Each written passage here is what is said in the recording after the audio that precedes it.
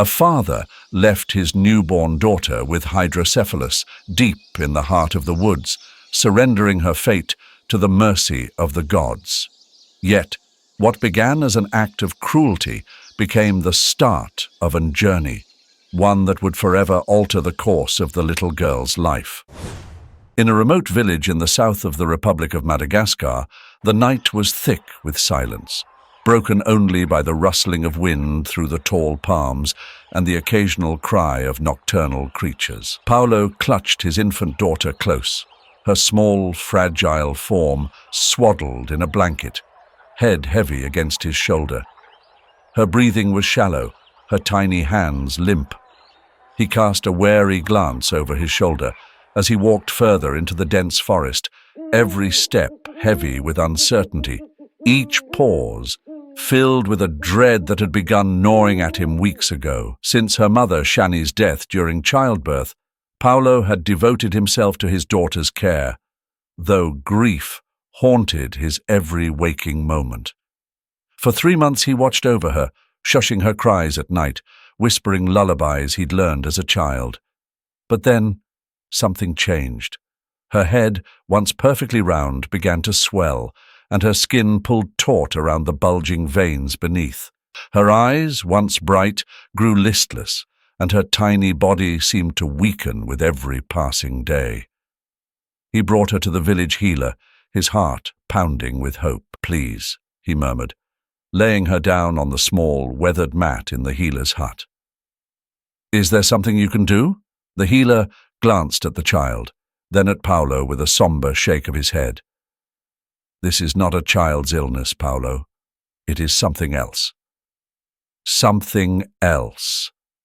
The words hung in the air, heavy, filling the space between them with an unspoken fear. As days passed and his daughter's condition worsened, Paulo became desperate. He was a man who had buried his wife, and now found himself at the mercy of forces he couldn't understand, facing the prospect of losing his daughter as well. His heart screamed at him to keep her close, to protect her, yet the whispers of the village elders rang louder in his ears each day. "This is the work of spirits," they told him in hushed voices. "Paulo, take heed. She's touched by something beyond us. You must let the forest gods decide her fate." The elders' words, woven with age-old beliefs and fear, clung to Paulo's mind, swirling around like shadows. He found himself awake each night, watching his daughter struggle to breathe, her small chest rising and falling in uneven gasps. The fear twisted deeper with every breath she took. He thought of Shani's face, her eyes full of hope as she'd awaited their daughter's birth. She wouldn't want this suffering for her child, he told himself. And so, as dawn broke one morning, Paulo steeled himself. He gathered his daughter, wrapped her tenderly in a blanket, and whispered an apology she would never hear. "Forgive me, my love," he murmured, his voice a choked whisper against her brow. "If this is the will of the gods, I cannot defy it." The village elders had instructed him carefully. 3 days, they'd said, nodding gravely. "Let's leave her in the forest, near the village's sacred mountain. If she is to live, she will. The spirits will see to it." Paulo stopped when he reached a small clearing, his breath hitching. This was the spot where the elders had told him to leave her. The wind stirred the trees, and the sky overhead was a dull slate grey. He knelt, his hands trembling as he placed his daughter on a soft bed of moss, her head resting unevenly, the once familiar weight now a twisted symbol of the unknown.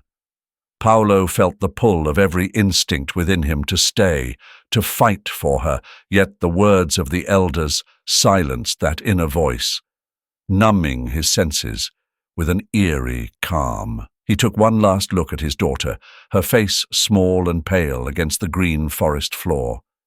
Her eyes fluttered slightly, as if sensing his presence. "I'll return," he promised, though he wasn't sure if he'd return to find her alive or reclaimed by the forest's shadowy gods.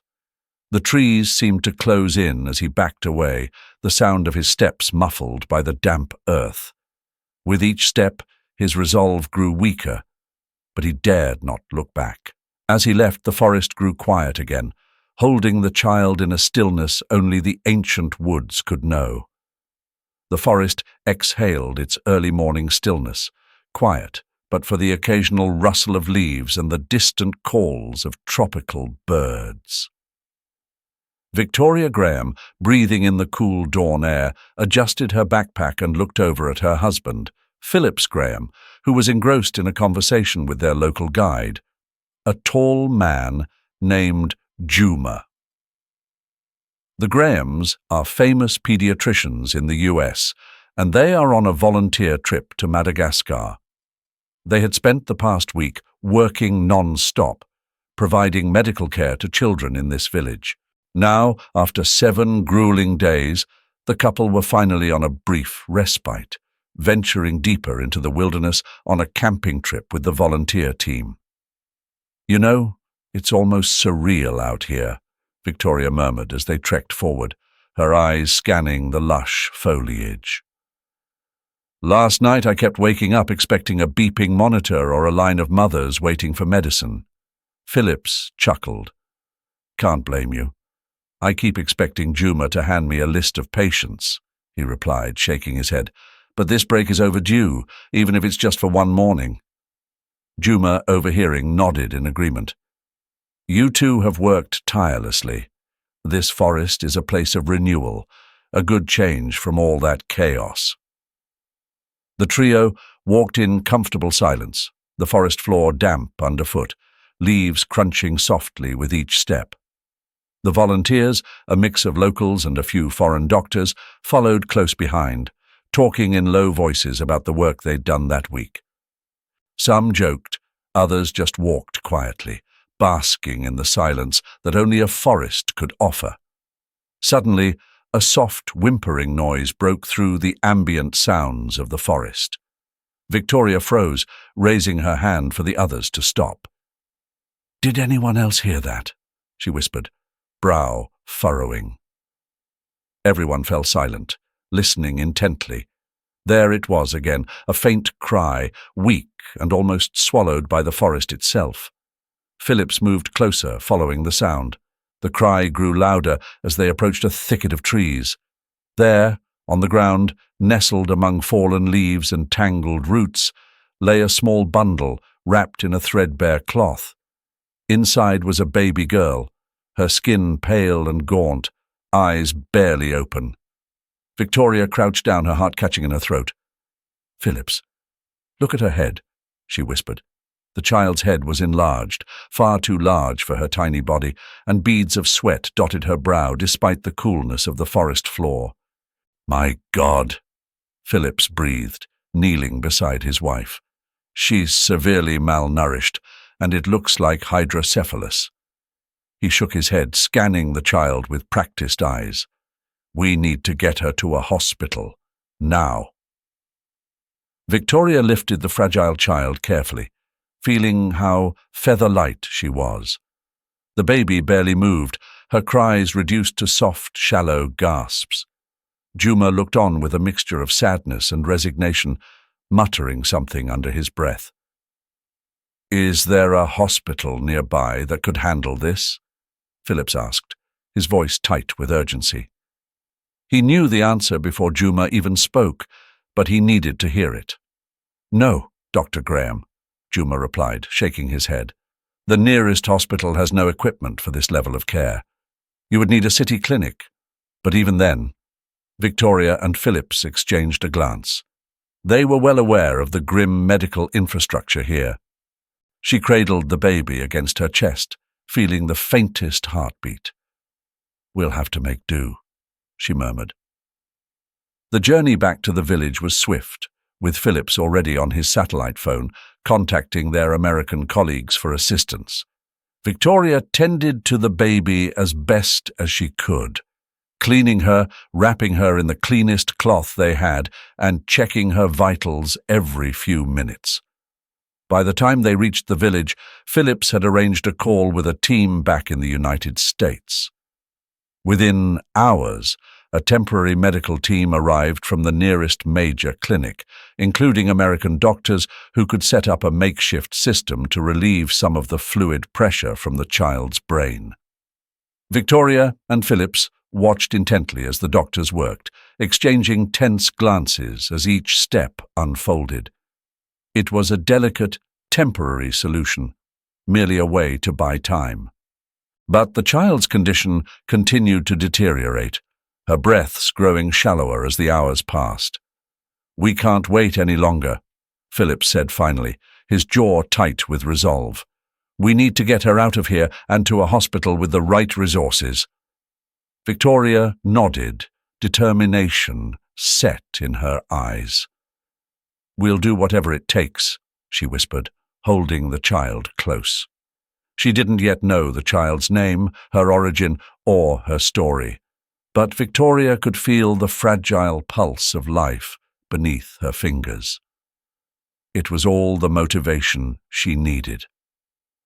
That night, they made arrangements to take the child back to the United States, and as the plane lifted off the next morning, Victoria kept vigil over the small, sleeping girl, vowing that no matter what, they would give her the fighting chance she deserved.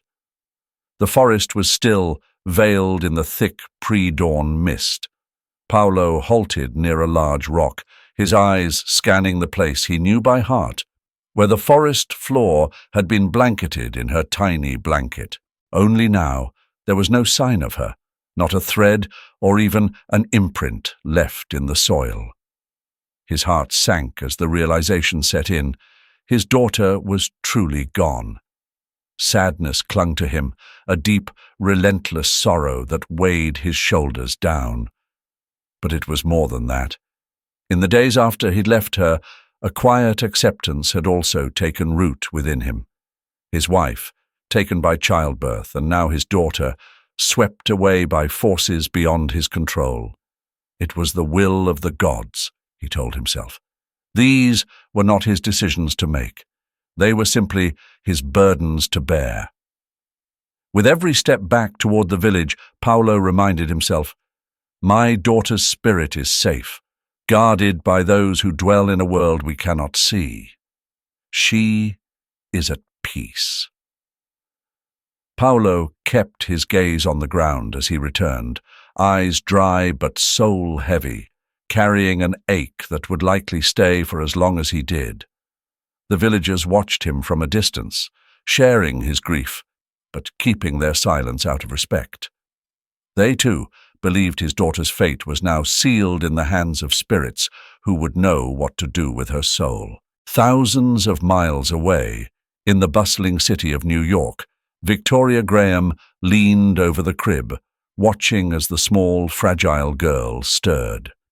Her head was still disproportionately large, the recent surgery leaving a subtle scar that traced a line near her temple, but her breathing had steadied. There was a calmness about her now, a resilience that made Victoria's heart swell with a strange mixture of hope and protectiveness. Phillips joined her at the side of the crib, placing a gentle hand on her shoulder.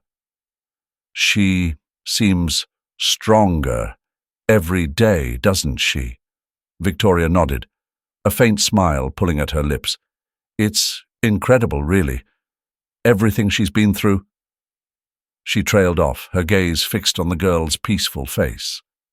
She was hesitant to name the emotions stirring inside her, though they'd been growing steadily since they'd first brought her from that hospital in Madagascar. "I can't help but feel she was meant to survive." Phillips squeezed her shoulder gently.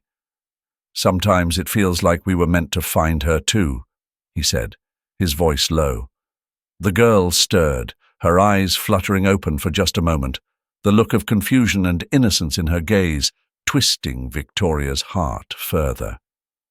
She glanced at Phillips, the unspoken decision between them growing stronger with each passing day. A week later, Victoria returned alone to the hospital for a routine checkup on the girl's recovery. As she stepped into the ward, she found herself moving instinctively toward the crib where Gabriella lay. The medical team had taken to calling her Gabriel after Phillips had remarked on her tenacity, her refusal to succumb to the hardships thrown at her so early. Victoria reached into the crib, gently stroking Gabriel's tiny hand with her finger. The girl's fingers curled around hers, and she felt an odd sense of grounding, like Gabriel was somehow holding her in place too. "We're here, Gabriel," she murmured, trying the name aloud. It felt right, familiar, as though it had always belonged to her. The nurse on duty, a kind woman named Marie, approached with a clipboard in hand. "She's responding remarkably well, Mrs. Graham. Given her condition, it's a small miracle she's recovered this quickly." Victoria's eyes stayed on Gabriel. "She deserves more than just a chance to survive, Marie. She deserves a family." Marie paused, then lowered her voice as she responded. "You know, there's something special about that girl. The way she holds on. I can't help but think she was meant for something more, too." That night, Victoria and Phillips spoke in hushed tones across their dinner table, their faces lit by the soft glow of a candle. They'd discussed this decision before, but always stopped just short of commitment. Now, though, it felt like a truth that needed no more words. "Are we ready for this?" Victoria asked, breaking the quiet. "It's a lifetime, you know, more than just taking care of her now. She'd be ours." Phillips reached across the table, his expression resolute. "If you're ready, then so am I. We may not know exactly what the future holds for her, but she deserves a family who'll give her everything." Victoria's eyes misted over as she nodded, a deep relief and quiet joy blossoming inside her. They would give her a name, Gabriella Graham, and call her Gabriel, a name that spoke of strength and resilience, fitting for this little girl who had already survived so much. 2 weeks later, the Grahams brought Gabriel home. Her crib was set up beside a large window overlooking a quiet garden, and Victoria spent hours there, watching Gabriel sleep and occasionally rocking her, feeling the weight of responsibility settle into a kind of peace. Each day, as Gabriel's strength returned, her connection with Victoria and Phillips grew, filling the space where uncertainty had once been. From that moment forward, Gabriel's life shifted.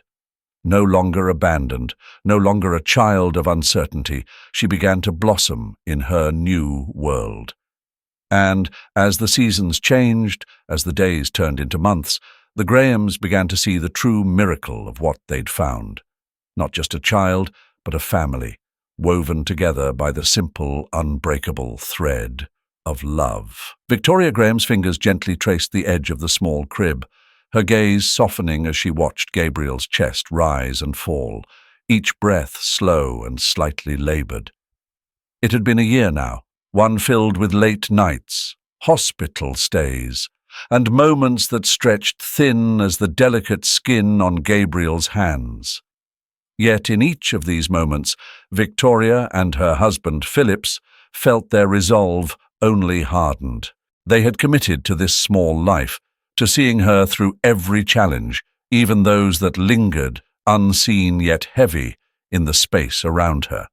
Her development was a rhythm slightly out of sync with other children her age. Daniel and Cheryl, their older children, noticed it too, sometimes pausing mid-play to watch as Gabriel worked to lift her head or reach a toy, the effort in her eyes evident. But neither sibling ever let the differences linger. Instead, they celebrated each small victory, every wobbling step or clumsy reach. "She's going to surprise us all one day," Daniel whispered one evening, holding his little sister's hand as if entrusting her with some unspoken promise. Victoria remembered that moment well. It was as if the entire family had made an unspoken vow to root Gabriel in their love, in hope. And the world outside their home began to notice too. The day of Gabriel's baptism brought an unexpected flurry of attention.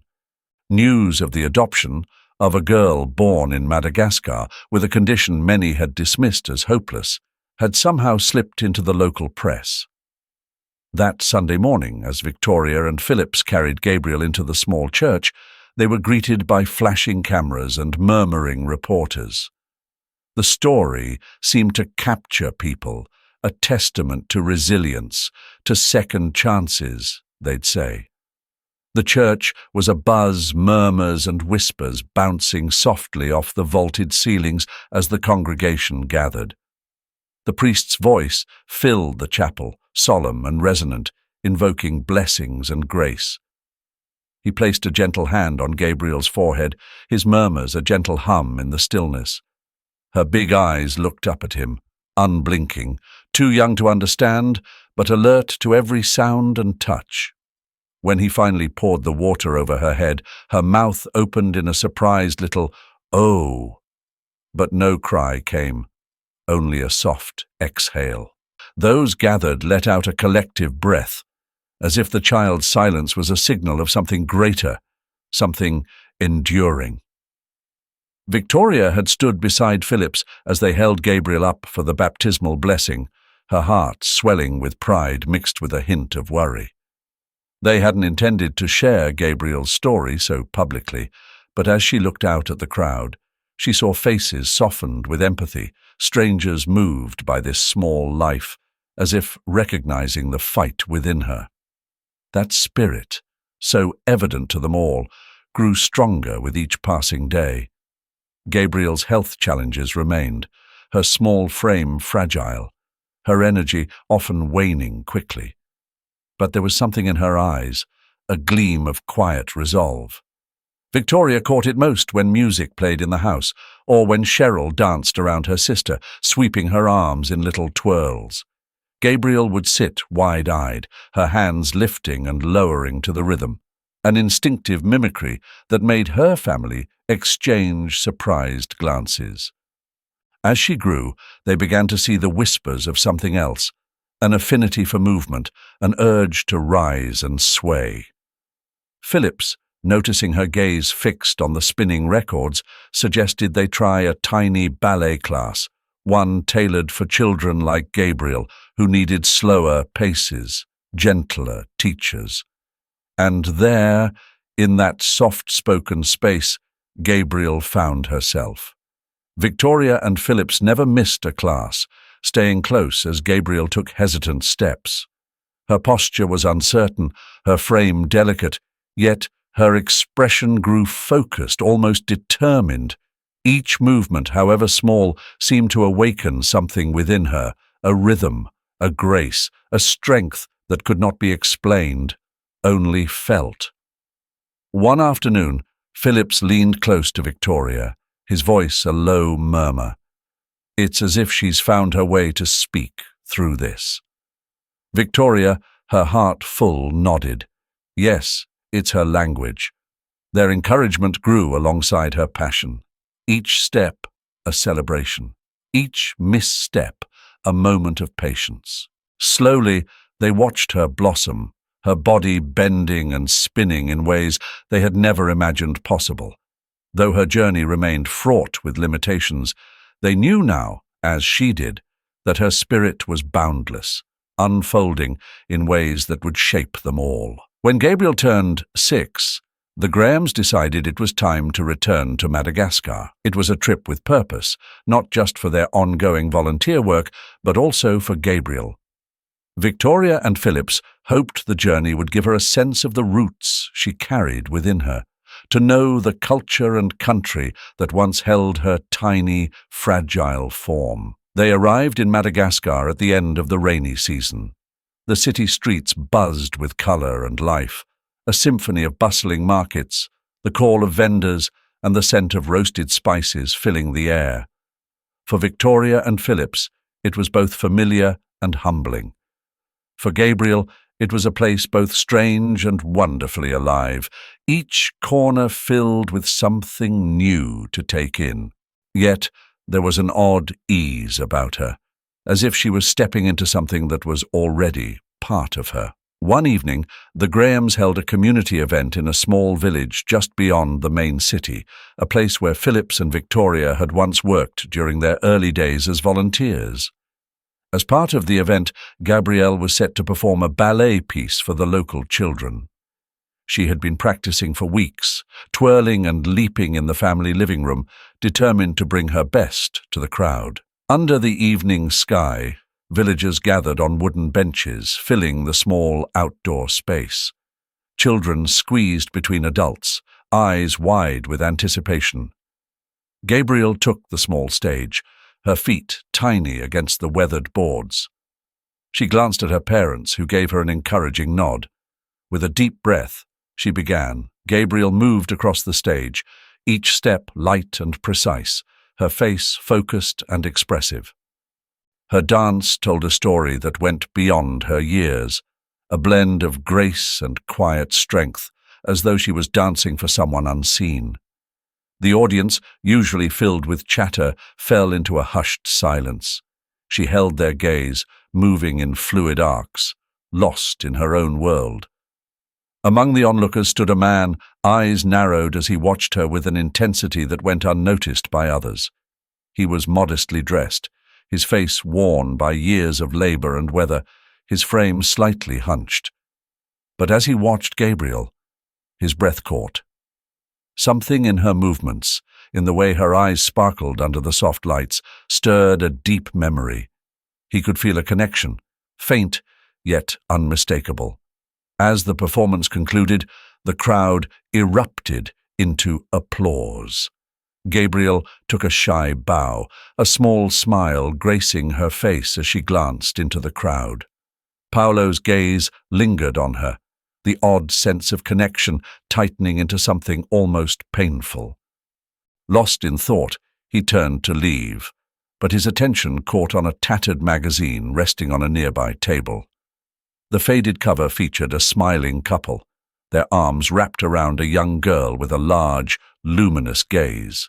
Above them, bold letters headlined, "American Family Rescues Abandoned Child with Hydrocephalus from the Forest." The blood drained from Paulo's face. With trembling hands, he picked up the magazine, scanning the article that recounted the Graham family's discovery of an abandoned girl with an abnormally large head, thought to be cursed, left alone in the forest. His chest tightened as he read on, each word pressing heavier than the last. Hydrocephalus. It was not a curse. It was an illness, something medical, something that could have been treated if only he had understood. A sickness, not the work of evil spirits as he'd feared. "Oh, Gabriel," he whispered, his voice breaking. An old wound he'd thought had scarred over, ripped open, spilling out the regrets he'd long tried to bury. He could still see her tiny face as he'd laid her on that mossy ground, his heart clinging to the old beliefs, the only reality he'd known. But now he saw his own cowardice and the weight of his ignorance. In that moment, Paulo's world tilted. He had believed he was doing the only thing he could. Yet here she was, alive, thriving, a testament to the strength he had not possessed. He stumbled out of the crowd, hands shaking, nearly dropping the magazine. This was her, his daughter, the girl he had left behind in the forest all those years ago. He pressed his hands to his face, as if trying to hold back the realization clawing its way through his mind. This child, dancing before him with such grace and confidence, was the very same baby he had given up in desperation and fear. Memories of that fateful night flooded back. The decision he made, the prayers he whispered as he walked away. He waited for the event to end, all the while haunted by the gap between him and the daughter he had never known. Summoning every ounce of courage, he approached Victoria and Phillips after the performance. His voice was low, almost a whisper, as he introduced himself. Victoria's expression changed, tightening with suspicion. She asked him questions, her voice steady but cautious, her eyes searching his face for answers. The Grahams stood across from a man they had hoped to never meet. He had the roughness of years etched into his face, a face worn and broken, yet eyes steady and desperate. "So you've come all this way," Philip said, his voice low and steady as he studied the man standing before him. He tightened his grip on Victoria's hand, sensing her inner conflict.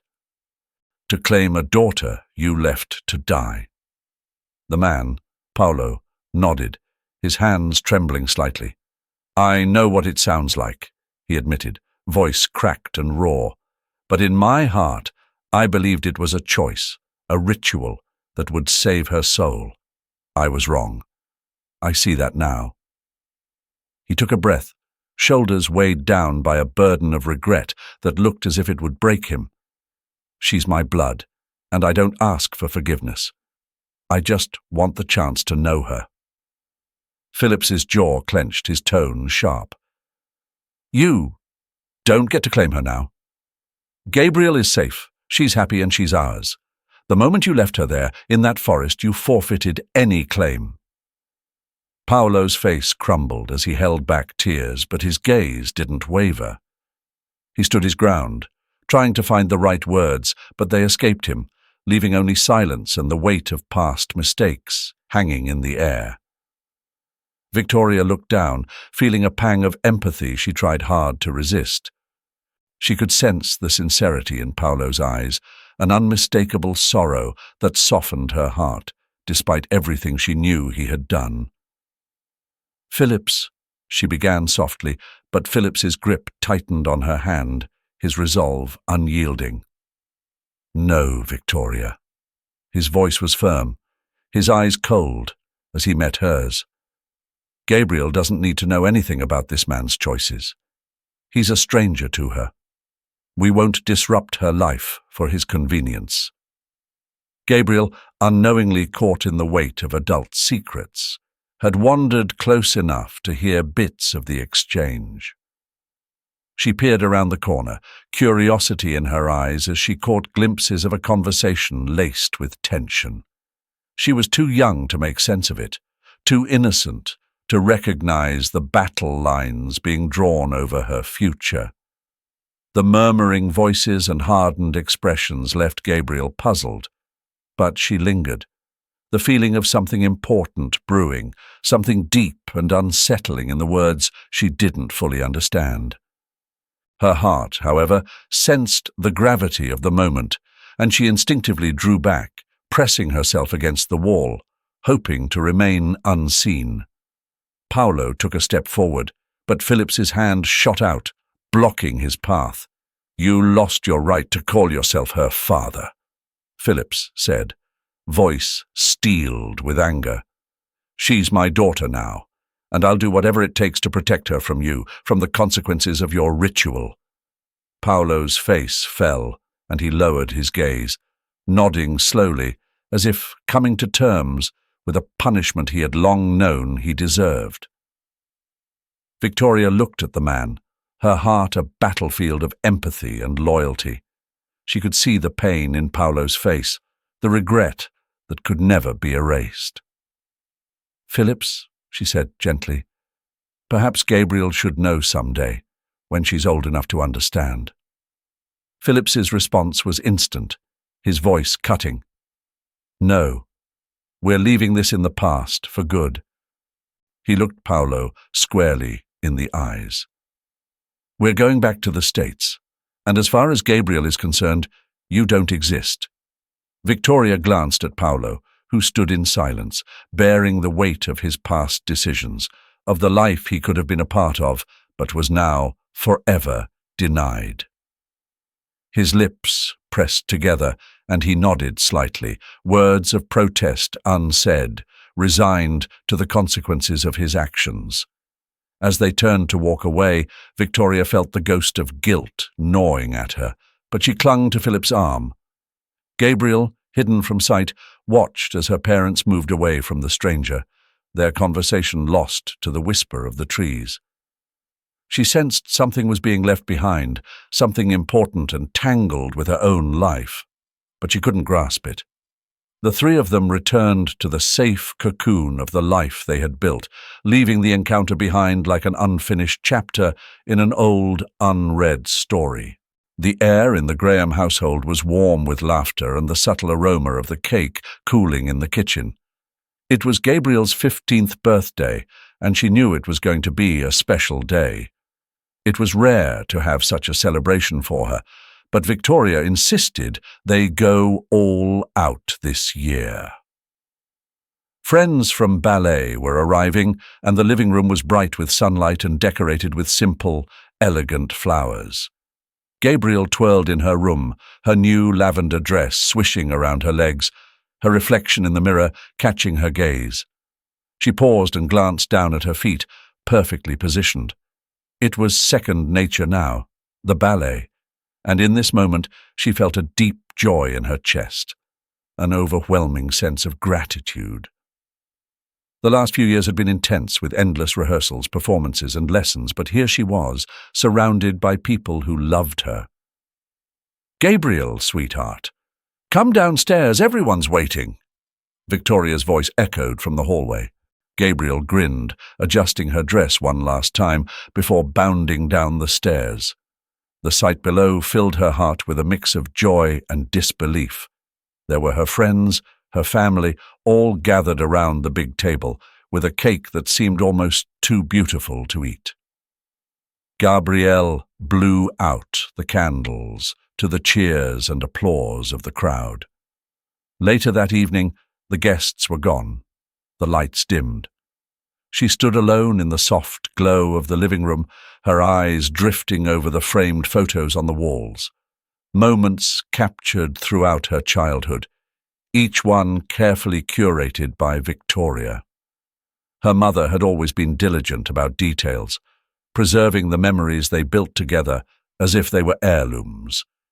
And yet, there was a quiet ache in Gabriel's heart that couldn't be silenced by the happy faces in those photographs.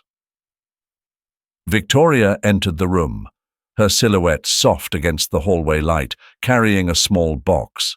"I wanted to give you this when everything had quieted down," she said, offering a gentle smile. "Happy birthday, Gabriel." Gabriel took the box, her hands brushing against its smooth wooden surface. She glanced at her mother, 1,000 words forming on her tongue, but refusing to coalesce into anything she could say. She opened the box slowly, revealing a delicate silver bracelet with a single charm, a small ballet shoe sparkling under the dim light. "Mom, it's beautiful," she murmured, fastening it around her wrist, but even as the charm glinted, her mind drifted back to a day they'd long since left behind, back in Madagascar. She hadn't intended to think of it now, but the memory felt persistent, threading its way through the years and tugging at her thoughts. She looked up at her mother, her voice trembling. "Mum, can I ask you something?" Victoria, sensing something deeper in her tone, sat beside her, giving a warm, encouraging nod. "Anything, sweetheart." Gabriel swallowed, choosing her words carefully. "That time, in Madagascar, I overheard something. You and Dad were talking to a man. He was angry. I didn't understand everything, but it sounded important. About me." She held her mother's gaze, her eyes searching for answers. A flicker of surprise crossed Victoria's face, softening into something deeper. She took a long breath, letting it out slowly as she seemed to gather herself. "Gabriel," she began, her voice hushed yet steady. "There's something we haven't told you. Not because we didn't want to, but because we thought you should be older, that you deserved time to grow without the weight of it."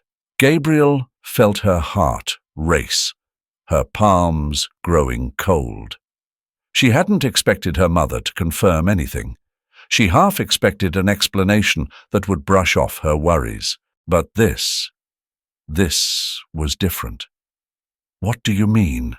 she whispered, barely trusting her voice. Victoria reached for her hand, holding it with a firm, comforting grip.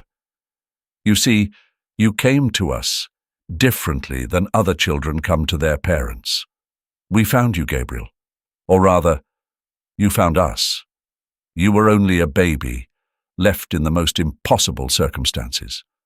When we saw you there, I knew, both your father and I knew, that we couldn't leave you, that you were ours. The weight of her mother's words pressed down on Gabriel, settling heavily on her chest. She'd known, somehow, known that there was a piece missing. But the truth she'd just heard was more profound than she'd ever imagined. So, my real parents went. They didn't want me. Victoria's eyes glistened, but her voice remained calm. Gabriel, I don't know the full story. We only knew that you were alone, and that's all that mattered. We loved you from the moment we saw you, and that has never changed. But if you want to know more, if you feel ready, we can try to find out together. Gabriel stared down at the bracelet, tracing the small ballet shoe charm with her thumb. A soft breath escaped her lips, and she realized she wasn't sure what she felt.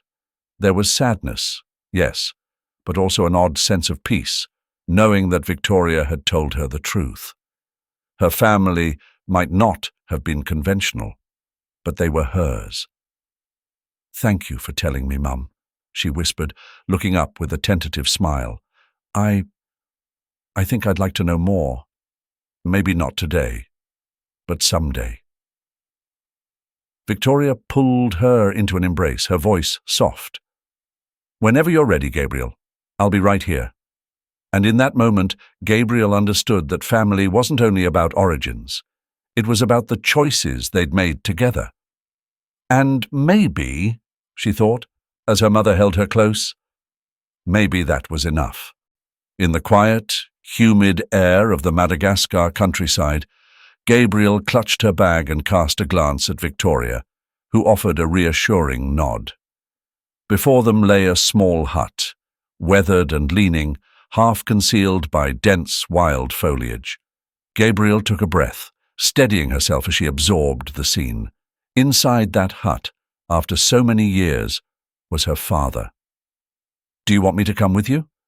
Victoria's voice was calm, measured. Gabriel shook her head. No, I need to do this alone. She gripped the woven straps of her bag tighter. Thank you, though. Victoria nodded and retreated, leaving Gabriel to approach the door alone. She paused, feeling the weight of the years pressing down on her, the knowledge that the man inside had once left her in a forest. But she was here now, ready to understand rather than resent, to seek answers rather than confront. She tapped on the door, a tentative hollow sound against the fragile wood. It creaked open a crack, and a face appeared, worn and lined with age, eyes sunken but still alert. Paulo stared at her, and for a fleeting second, Gabriel thought he might turn her away, but he stepped aside, nodding slightly as he gestured her in. Inside, the air was heavy, carrying scents of earth and a faint whiff of smoke. An old wooden table sat in the center, its surface cluttered with small figurines and dried herbs. Paulo moved with a slow, deliberate care, taking his place on a rickety stool. Why have you come back? His voice was hoarse, as though it had been a long time since he'd spoken to anyone. Gabriel looked around the sparse interior, a home stripped of any comfort, and met his gaze. I needed to understand why. Why did you left me? Paulo's gaze dropped, the lines of his face deepening as he exhaled. The villagers, they told me to leave you. Said it was the only way to save you, that the gods would decide your fate. He raised his hands, calloused and trembling. I was terrified. Your mother was gone. I was alone. I thought maybe they were right. Maybe leaving you was the only way to protect you. A bitter edge crept into Gabriel's voice despite herself. "You left me to die." Paulo's head dipped lower, his voice barely a whisper. "I thought, if you lived, the gods would have saved you. But when I came back, you were gone, and I thought, they have taken you." He looked up, his eyes brimmed with tears. "But I was wrong. It was people who found you, not gods." Gabriel's fingers twitched, struggling to bridge the gap between anger and compassion. The man before her was fragile, defeated. And yet she couldn't ignore the life she had, the family who had given her love and opportunity beyond anything he could have imagined. "So you believed it was the God's will that Victoria and Phillips found me?" Paulo nodded slowly, a faint glimmer of relief softening his worn features. "I have nothing but this belief that the gods sent them. They saved you when I couldn't. I've thought of that every day. The guilt." His voice broke, and he hung his head, as if bowing under the weight of all those years. Gabriel took a step closer, feeling the bitterness inside her dissolve into a strange, quiet understanding. She had come here seeking answers, but now she felt as though she was giving something far greater. She crouched beside him, resting a hand on his shoulder. "I'm not angry," she said, her voice barely above a whisper. "I can't say I understand, but I don't hate you, and I'm glad to know you never forgot." Paulo's head lifted, his face etched with disbelief. You forgive me?" Gabriel nodded, feeling an odd, unexpected release. "Yes, I forgive you." The silence that followed was thick yet soft, like a balm settling over a long open wound. Paulo's shoulders shook, his tears falling silently. Gabriel remained by his side, sensing the weight of the years lift, piece by piece. Victoria's figure reappeared at the doorway, her eyes meeting Gabriel's with a silent question. Gabriel gave her a small nod, a wordless assurance that something important had been mended, a fragment of her heart now whole. After a time, Paulo spoke again, his voice a fragile whisper. "Thank you. You've given an old man peace." Gabriel squeezed his hand, feeling a quiet strength built within her. The journey had been long, painful, and full of questions. But now she knew that, like all things, it had brought her back to herself and to the path she was meant to walk. Paulo lay still, his breath shallow, face relaxed as if already somewhere else, somewhere far from the dark room and its quiet, pressing air. His eyes fluttered open, finding hers, and a faint smile, a remnant of what could have been, settled across his face. He reached out, weak and tentative, and Gabriel, with a small but determined smile, took his hand. He exhaled softly, his grip loosening as if relieved. His eyes closed, and, as Gabriel watched, the tension faded from his features, his last breath leaving him in a gentle, surrendering sigh. He's gone. Next day, on the flight back to the US. Gabriel sat by the window, watching the continent fade beneath the clouds. Her heart felt impossibly heavy, laden with a mix of relief, sorrow, and a tenderness she hadn't anticipated. Madagascar had been a place of birth and betrayal, of mystery and hurt, but also, strangely, a part of her story she felt more connected to now. She brushed a hand over her stomach, feeling the pulse of the past, yet knowing the strength that had brought her back to the skies. Her mother, Victoria, who sat beside her, touched her shoulder lightly. "You all right, Gabriel?" Victoria's voice, gentle as ever, held that maternal warmth that had carried Gabriel through every moment she couldn't quite carry herself. Gabriel nodded, her gaze still locked on the vanishing land below. I'm okay," she replied, though her voice wavered. "It's strange. I didn't know him, not really.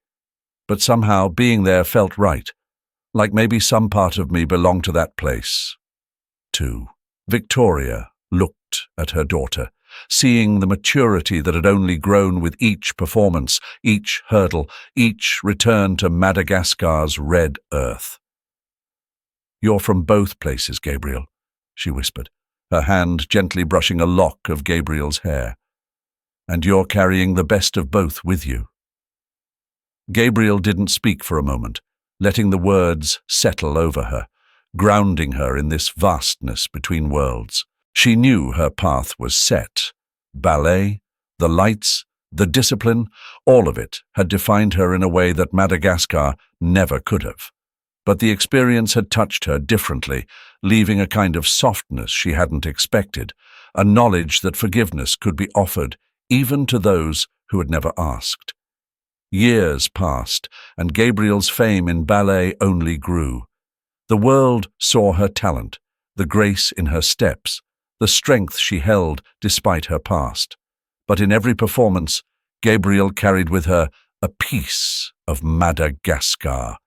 The blood that tied her to that distant land, the resolve of a man who'd been unable to keep her, and the family who'd chosen her nonetheless.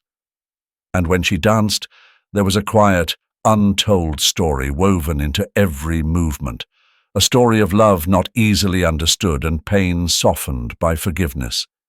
In those moments, she felt herself whole, a bridge between worlds and histories.